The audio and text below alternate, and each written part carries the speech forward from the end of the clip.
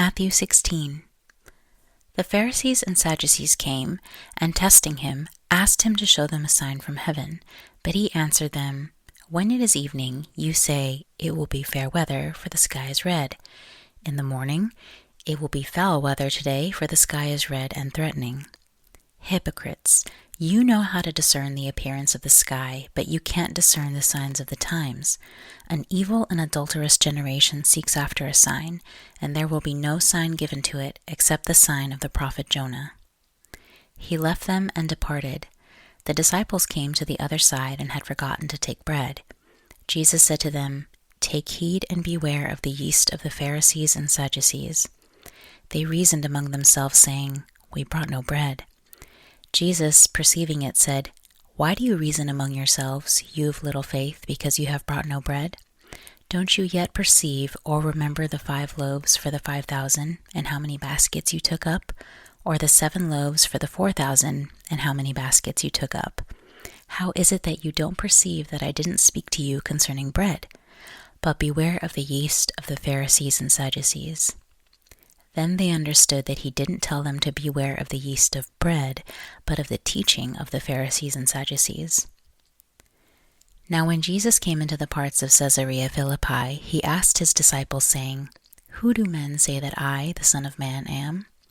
They said, "Some say John the Baptizer, some Elijah, and others Jeremiah or one of the prophets." He said to them, "But who do you say that I am?" Simon Peter answered, "You are the Christ, the Son of the living God." Jesus answered him, "Blessed are you, Simon Bar-Jonah, for flesh and blood has not revealed this to you, but my Father who is in heaven. I also tell you that you are Peter, and on this rock I will build my assembly, and the gates of Hades will not prevail against it. I will give to you the keys of the kingdom of heaven, and whatever you bind on earth will have been bound in heaven, and whatever you release on earth will have been released in heaven." Then he commanded the disciples that they should tell no one that he was Jesus the Christ.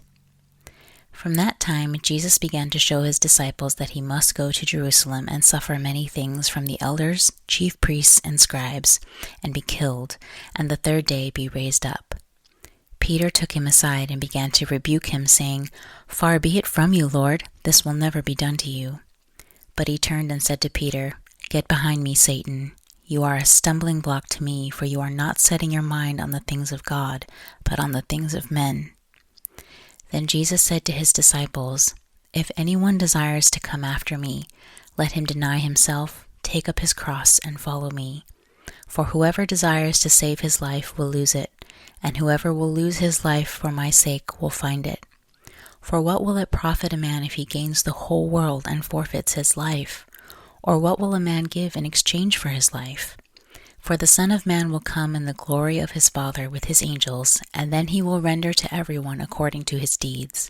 Most certainly I tell you, there are some standing here who will in no way taste death until they see the Son of Man coming in his kingdom."